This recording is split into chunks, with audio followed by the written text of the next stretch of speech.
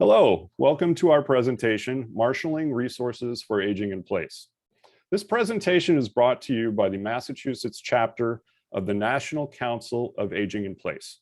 For over 16 years, the mission of the NAIPC has been to bring professionals and communities together to champion aging in place through collaboration, education, and accountability. My name is Brandon Campbell, and I will be your host today. I am the program director of the Massachusetts chapter of the NAIPC. I am also an estate planning and elder law attorney with a practice in Beverly, Massachusetts. Many people ask, I want to age in place. I want to stay in my current home for as long as possible. What resources are available to help me do that? I'm very excited today to bring you three experts on aging in place that can help. Today, we're going to hear from Ryan McNiff, a home care provider, Georgia Powell, an expert on insurance and benefit options, as well as Evangeline Bates, an expert on interior and universal design. After you hear from our speakers, we will have an open discussion and address some of the common concerns that people have when they begin to think about how to age in place. At the end of the presentation, we will post the contact information of our speakers if you want to learn more. Without any further ado, now I'd like to introduce our first speaker, Ryan McNiff. Ryan is the president of the Massachusetts chapter of the NAIPC. He is also the owner of Minute Women Home Care, a private home care company in Lexington since 1969. Ryan, take it away. Thanks so much, Brandon. And I will address the elephant in the living room. What is a big burly guy doing with a company named Minute Women? We are located in Lexington, where the Revolutionary War happened, and a lot of companies are named Minuteman Plumbing, Minuteman Electrical. And when this company was started by my aunt many years ago, she went, we're a woman-owned company, we're naming ourselves Minute Women. So that's the reason behind it. Has nothing to do other than that. But yeah, I'm the owner of Minute Women, and we do private home care. And home care is certainly regulated differently from state to state, but some of the things I wanted to speak about were hopefully going to be valuable to anybody who is listening to this, regardless of where you are in the country, because there are a lot of things about private home care that can translate from Massachusetts all the way over to California. Certainly there are different regulations, so there might be the chance that I'm incorrect about how private home care operates in your state, but this is a general rule of thumb for the vast majority of people. The first thing I wanted to talk about was what private home care is. And private home care can be very confusing because people also talk about certified home care or a VNA, that is a benefit that is provided through Medicare services. And so private home care is different than Medicare services because it is a private pay function. So 99% of the time, this is going to be paid out of pocket. And so the big thing that comes with private home care is that you're likely going to be paying for anywhere from 20 to 168 hours of care. There's only 168 hours in a week of private home care services. So it's usually going to be supplementing VNA or certified Medicare services. Certified Medicare is going to be coming in for an hour, maybe two or three times a week. And so if you think that mom has a fall, breaks their hip, goes to a hospital and comes back home, they're going to need more than 2 or 3 hours or 4 hours a week of care. They're going to need to be helped to the bathroom. They're going to need to be washed. They're going to need to have meals made for them because they're going to be completely immobile with that broken hip or whatever other issue they may have. And that is where private home care can help assist somebody stay in their home while other family members are off working or doing other chores or raising their family or whatever it might be. They might live far away. That's an issue that we're coming across quite a bit, where adult children live in different states and there's no way they can provide that care. So when you think about private home care, you want to think about that as supplementing hospice or VNA services or Medicare benefits, not in competition with it. And so private home care can occur in a hospital, Even though that's rare, it can occur in a SNF or a skilled nursing facility, even though that's rare. More commonly, it's in assisted livings and residential homes or independent living facilities where people are trying to avoid going into a nursing home. As for how much home care costs, that varies state by state. It really depends on where you live in the country. In Massachusetts, it's anywhere from $30 to $40 per hour. A great resource for you to be able to look up and find out what costs are the Genworth the Genworth cost of care study. If you type in Genworth cost of care study into Google, it will come right up, and it's an interactive map where you can choose your state and even your region of the state, and it will let you know approximately what assisted living costs, what private home care costs, and what nursing homes cost. And this will allow you to better plan for what services you want and what services you can afford. And yes, nursing homes do cost out-of-pocket money. That is a misconception many people have. So you want to compare what the services are to what they cost. Keeping in line with what home care costs, and Brandon, certainly give me a little nod if I'm up against that 5 to 8 minute mark. The medical insurance is not likely to pay for this. And this is something that I'm sure Georgia will speak to a bit more. But in my experience, medical insurance is not paying for these services. The biggest reason is because we are considered a non-medical service. So we are coming into the home and we are providing help with what's called activities of daily living, the things you and I take for granted: getting up in the morning, changing out of our pajamas or nightgown, putting on our clothes or taking a shower, brushing our teeth, doing our hair, making our meals, using the bathroom and cleaning up after the bathroom, making sure that we're not falling as we're walking. These are the types of things that are necessary for a lot of seniors to stay in their home as independently as possible, but these aren't medical services. And because of that, right now in 2022, most medical insurances do not pay for this. The only type of insurance, in my experience, that has paid for this is long-term care insurance or a program called the Veterans Aid and Attendance Program. And if you Google either one of those, you will be able to learn much more about it. So finally, wrapping it up, what is home care? What kind of services do we provide? And those two main services are hourly care and live-in care. So hourly care is exactly what it sounds like. So is live-in as well. Hourly care is you're paying for a caregiver to come out for certain hours of the day on a certain schedule, and you are charged on an hourly basis for that. Right now with the pandemic, there's a staffing crunch. So you can expect that there's going to be high minimums. Our minimum right now is 8-hour blocks of time, when in 2019, before COVID, we were at 4 or 5-hour blocks of time. There just aren't enough caregivers that are willing to do those short hours, in my experience. And then when it comes to hourly care, that can be all the way up to 24/7. Obviously, that costs a lot of money. Not everybody can afford that, but it is a service we can provide. As for live-in, a live-in is a flat daily rate where somebody comes in and lives in the home. They sleep there, they eat there, and they provide care there. And that can be for just a few days a week, all the way up to 7 days a week.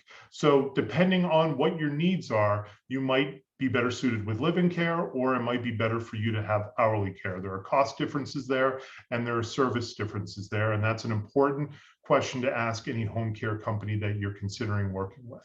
And so that hopefully gives you 3 or 4 kind of general topics that you can start your search with home care and ask those home care companies about, and then make a better decision on what's the best situation for your family and for your loved one. And I will put it back to you, Brandon. Well, thanks a lot, Ryan. Next up, I'd like to introduce Georgia Powell. She is the vice chair of the Massachusetts chapter of the NAIPC. Georgia is a gerontologist with over 2 decades of experience helping older adults navigate the complexities of our healthcare systems. She has worked at several leading insurance and healthcare companies to help individuals, departments of health, and states exceed their healthcare goals. Georgia is also a licensed health insurance producer who works on advising and educating older adults about their healthcare benefits. Georgia. Take it away. Yes. Hey, Brandon, thank you very much for that introduction. And I just want to lead in with, my involvement with the NAIPC, the National Aging in Place Council. And I think, the story behind why I'm here and all those that are here that are very passionate about seeing older adults and supporting, caregivers and those that really play a part in successful aging at home. This organization is able to provide on a national level. One of the reasons why I became affiliated was because of the national presence. Being able to say that if I can't support or be accessible to those that are in, Massachusetts, the state of Connecticut, right, across the country, whether it be Florida, where a lot of our older adults tend to, migrate to for the warmer weathers, or California, right? I can always tap into those members that are across those national territories to kind of say, hey, I have a client that needs some attention, would you? And so that is really what impressed me the most, to forward this mission and being a part of the NAIPC organization. And so as Ryan spoke about, really successful aging, what does that depend on? It depends on both the medical and non-medical aspects for older adults, and really those with disabilities too, to be able to age in place. And oftentimes when you hear aging in place, most of the times it's at home, or a home environment that are, I'd like to call them our members, or you may hear our residents. I'd like to not just say older adults, but those that really care about where they call home as they continue to age successfully. And so there's both the medical and the non-medical component of it. And Ryan discussed the non-medical component of it, right? I'm here to talk about the medical component of it, and that's where you're going to see where a lot of the coverage comes into place when we talk about insurance. And so for those that are either planning on retiring and looking forward to aging in place, right?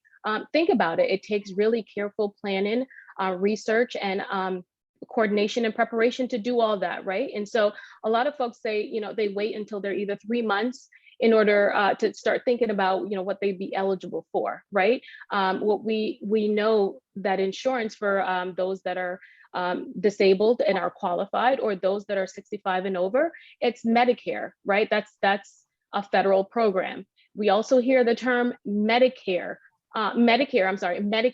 Medicaid is more a state-based program. A lot of the components where we talk about being able to provide that care while you're in home. Ryan spoke about that, right? That's something that's normally not covered by any of those insurance or government program insurance, Medicare or Medicaid, right? But we have what we called some supplemental insurance that you can purchase for those care in place, right? We look at care as you age in place as one of the highest costs, aside from prescription. I'm going to throw in durable medical equipment, right? And those are the tools that allow our older adults to age in place, and those with disabilities. So as we look at some of those components and what really insurance is able to cover, I would say less than 20% that are aging really consider long-term care insurance, right? One, because it's expensive, and two, it's the lack of education around it, right? And three is it's expensive because of the chronic illnesses, and sometimes it's a process to go through and approve, for that insurance and being able to afford it. But with that being said, I could tell you that when we consider Medicare, right? You have Medicare that's standalone Medicare, which is the original Medicare, and then you have Medicare by an employer who provides insurance after you retire, and that's what we call group Medicare Advantage plans. Oftentimes, the Medicare Advantage plans covers what traditional Medicare covers, as well as some additional non-Medicare benefits. And in that, we can provide some of those services. And I often, ask older adults as they're considering aging and are working with employers who know that after they retire, they will have these insurance, is to advocate for some of those things. That's when we talk about planning and coordination. We talk about some of your illnesses, some of, if you have chronic illnesses, being able to petition for those services to be a part of the Medicare Advantage plan. And that's what we can petition to employers to say, can this be covered, or just to be aware of what needs to be covered. And if it's a medication or equipment that you've been using for a while, before you transition, and we call that aging into Medicare, right?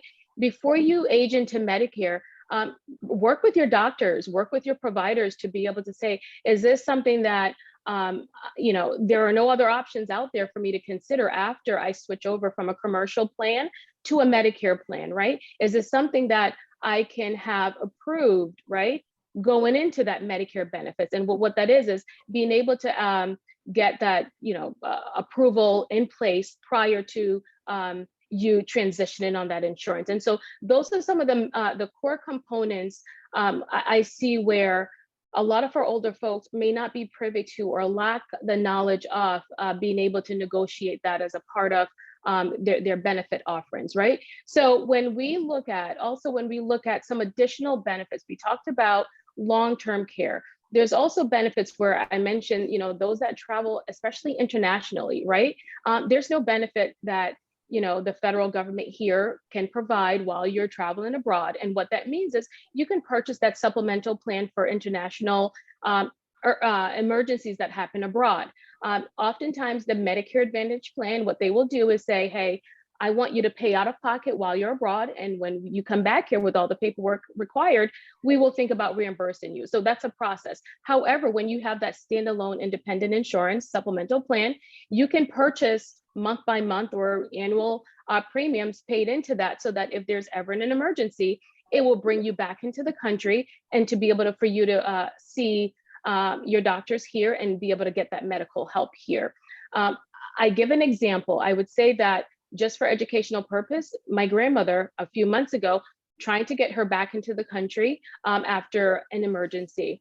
And after just getting what they call air ambulance, it's almost $30,000, right? So therefore, you consider that upfront cost that most people don't think about, or you can consider the cost of paying a premium on a monthly basis to be able to offset that. When we think about what and some of the things that are expensive for those that age in place, we talked about durable medical equipment.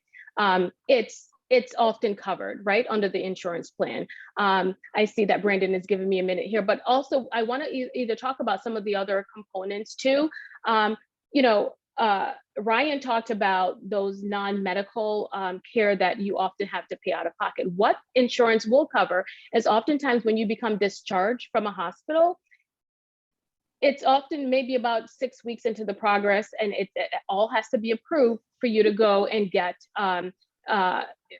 approval by your insurance company for that care that you will receive in your home after being discharged from a hospital or something like that. But I just want to say and to wrap up, there is so much more to this insurance, the complexities of it, and being able to understand it. And one thing I would consider is that for you to talk and carefully plan with someone who is licensed to be able to give you the feedback that's specific to you and your needs as you continue to age in place.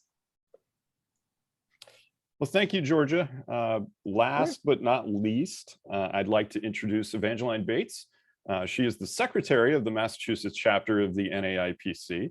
Evangeline is the owner of Evangeline Interiors in Lowell. She's a certified aging in place specialist with over 30 years of experience in interior and universal design. Welcome, Evangeline. Thank you, Brandon, for that great introduction.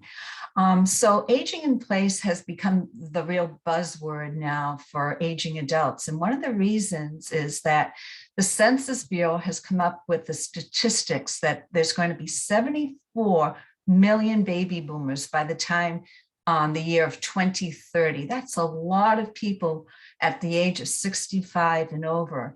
And the vast majority prefer to stay in their homes during this time for at least the next 15 to 20 years. Now, that's all well and good. However, they don't stop to consider if their home is viable enough and safe enough for them to live there for the next 15 and 20 years. The number one cause of death is falls. And the reason for that is the housing stock that we have today, especially in the Northeast, is pretty old, and it's not conducive to safe living. So what I like to recommend to my clients, especially for people who are like actually in the 55 to 60 age range, is to start planning ahead. And that's the key to success for anything, is planning ahead. I think Georgia had mentioned that. And so before you retire, it really is one of my suggestions is to get in contact and hire a certified aging in place specialist, because they are professionals who provide knowledgeable solution and trusted resources in order to make your living, your house safe for living in the future. And I advise to do this before retirement, because as Georgia and Ryan had also mentioned, that these expenses, the modifications that sometimes have to be made to your homes, are not paid by anybody else but out of pocket. So now that you're at least still working, you can at least put some of the funds to these modifications. And when you don't have to make rash decisions, you make good choices. Let me at least go through the process about what a certified aging in place specialist actually does. So once you hire someone, they will come to your house and they have a 4 to 5 page checklist that they make notes, they check off areas in your home, the exterior and the interior of your home. Once they get that checklist together, they actually make up a home safety report, which they present to the client. The client has a chance to look it over, but it's really important that the aging in place specialist and the client get together to discuss the report, so they can address any concerns or questions about it. Then once they get the report, the clients can either take the report and do the modifications or the suggestions by themselves, or they can actually hire the certified aging in place specialist to help them with the modifications. And this is where the trusted resources actually come in, because usually a certified aging in place specialist knows the right contractor and knows all the other support systems that are needed for the client to actually be able to make these modifications in the right way. Also, another important thing that I think Ryan and Georgia mentioned is that even once your home is safe and for easy living for you to age, there are other resources and support resources that you need, like someone maybe for healthcare in the future, or to guide you and navigate you through the insurance, someone to help you with your bill paying. So this is why and I belong to the NAIPC, is because that when I'm talking with my clients, sure, we have their home now ready for them to age in place, but as they age, there might be other resources that they need in order for them to live in their home. And it's not just the infrastructure, but all the support services. That's my idea about aging in place and how people can start preparing early for it so they can make the right decisions. All right, well, thanks a lot, Evangeline. Now we're going to move to an open discussion, and I'm going to toss some questions out there, but I encourage all of our panelists today to pipe up whenever you feel the need, and you can even ask each other questions. But I'm going to start with a question to you, Ryan. Do you have any tips for how families who are receiving care in the home, let's say they have private home care, maybe there's VNA coming in, maybe even hospice is involved. Do you have any tips on how you coordinate that? How do you juggle all of those schedules and keep the care straight and the Yeah, I mean, it's actually relatively simple. And I don't mean this as a slight to a VNA or a hospice, but you just can't trust that they're going to be coming in at the same time every single day. If that happens, that's great. But if you imagine that that nurse or that home health aide is going to be seeing possibly a dozen different patients that day, and between what they need, that one patient that's right before you or the first patient of the day might have had a really bad accident, meaning they're overflowing their diaper, as unsightly as that is to think about. And maybe they have to spend another half an hour or 45 minutes with that patient, and then that backs up, that trickles down through the whole day. And so when family members talk to us about home care, they say, hey, well, VNA is coming in from 8 to 9. And we say, well, you can't trust that because things can change very quickly. Pick the block of time that we need to help with you. And then whenever VNA comes in, we can be a second set of hands to help them out with changing your loved one, changing out the sheets and helping with that. On a more macro level, to keep it quick and easy, getting a geriatric care manager involved is always a positive thing if you have a lot of moving parts. We do care, and we're providing care about non-medical care between the hours that my aide is there and when they leave. And everything outside of that is not our responsibility, to hopefully not too callously say that. But a geriatric care manager is your general contractor of care. And we are a subcontractor of in the analogy of a building analogy, we are a subcontractor that does something very specific, while a geriatric care manager is looking at the whole process from start to finish. So I'll end it with that. Let me throw out a question to Georgia. I saw a posting on social media recently. Someone wanted to know, they had a Medicare Advantage plan, and they wanted to know if they still had Medicare. And could you maybe explain what the difference between Medicare and an Advantage plan is? And also let us know if Advantage plans have any better benefits for aging in place than regular Medicare? Yes, and so great question. That's often one of the number one questions folks that are new to the Medicare world.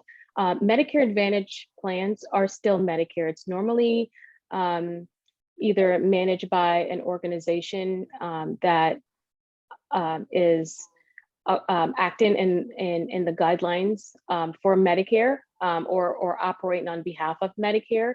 And then with that same organization or insurance company, they're able to provide non-Medicare benefits. Normally, traditional insurance or Medicare insurance do not include, say, prescription drug plan, right? And so when you have Medicare Advantage plan, you have your Part A, Part B.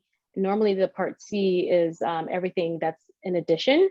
And then you have your prescription drug plan, which is the D. And so it's the same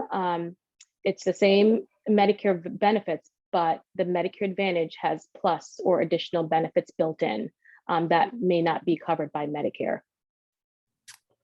Great. I had a question for you, Evangeline. Can you give us any must-know kind of low-cost safety tips that just essentials that will make people safer in their homes?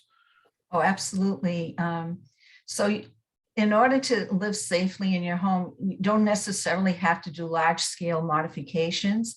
If you just look in your home, if you look at scatter rugs, they should all be picked up. If you do have any area rugs down, make sure that they're not lifting, make sure they're taped down, I'll pick them up. Make sure you have non-skid flooring in the bathrooms and in the kitchen. Make sure you have plenty of lighting in the kitchen and in the bathroom, in the hallways. Wider hallways is always nice if you're able to do that, but that adds a little bit more of an expense. Pull handles instead of knobs on your cabinets. Also make it easy if you have any dexterity problems as you're aging. It's easier to pull out a drawer with the handles than using a knob. In your kitchen, where you place the microwave, counter height is the best place for it for anyone of all ages, really, and not over the oven, the cooktop. Let's see. As far as the kitchen itself, have drawers, pull-out drawers with a peg system for your dishes, so you don't have to reach up and gather your dishes. What's a peg system? The peg system. So it's actually a drawer in your cabinet at cabinet height that you pull out that has pegs in it. And that's where you actually place your dishes. So you don't have to put them on an upper cabinet. And I have it at my house. And it's, first of all, it helps me because I'm not that tall, but it's also accessible like for my grandchildren because it makes it more accessible for them. So this is actually all part of universal design. And if universal design is already actually put in place in a home, it actually makes aging in place easier as you grow older because those elements are already there. So once you're aging and you come down and you start getting some different ailments, this is where aging in place differs than universal design. This is the point that you actually have to look at the individual and see what their ailments are and modify the home according to the ailment and where they are now and where they're going to be in the future. Ryan, I wanted to ask you, and this is something that comes up with my clients. Sometimes there can be a gradual decline in cognitive ability, dementia, but it's gradual. And sometimes I'll have family members that are concerned and they say, well, when is it time for private home care? How can you give us any tips on when it's time to pull the trigger on that? Yeah, the simple answer is I feel that in the best case situation, most family members who are considering home care are at best 6 months behind where they should have started getting home care, and in some cases 12 months behind. If you're considering home care and then you answer, hey, we probably can wait a little bit longer, you're probably at the point that you absolutely need home care. But one of the things that question brings up that I was going to mention with what Evangeline was saying, especially what Brandon does with elder law and planning, and in Georgia with planning as well as around insurance, is that the senior care industry should be looked at as almost like preventative maintenance type work. It isn't something that you wait for until something absolutely catastrophic happens, because then you're again 6 months to 12 months behind where you should have been. You should be talking to Brandon well before you need to speak. You think you need to speak with Brandon. You should be talking with Georgia and Evangeline and me well before you think you need it. And that doesn't mean if you call me up, you have to use my services immediately. It's just getting your affairs into order so that when that time comes, you are prepared for the situation. And so generally, a lot of people wait until the third or fourth or fifth fall in the home where things continually get worse before they pull the trigger. And I understand that. We're generally the last solution before a nursing home because we're also the most expensive ongoing cost solution comparatively to paying for a universal design or paying for Brandon's planning services, which is usually a one and done type scenario. But there is no magic. Hey, there's no magic. Hey, this is the area where you need it.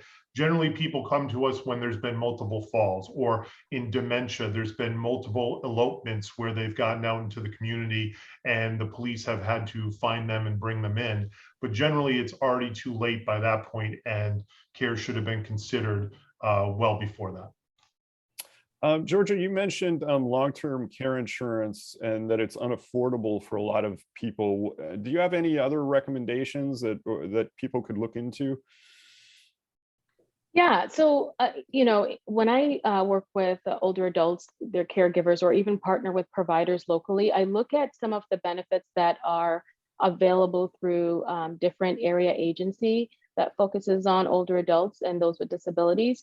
So there may be grants or stipends that they can get. They may qualify for some additional benefits through income-driven assessments through like Medicaid, for instance, right? And so it may not help with everything, but it may help with some additional prescription or co-pays that they may not have to pay, or just the premiums for their Medicare insurance. And so there are other local areas throughout the town. There's a human services that focuses on, you know, the older adults and being able to kind of provide for them. So I would also say transportation is a big thing, and through the town, there's a lot of support for transportation that, you know, many people don't think about, because sometimes it's, unless it's an emergency, Medicare does not cover for it, or unless you're homebound, Medicare won't cover for transportation. Well, we are getting close to our time limit, so I want to thank everybody for participating and watching, people that are tuned in. If you have any additional questions for any of our presenters, they would love to hear from you. Their contact information will be posted at the end of this recording. And thanks again for watching.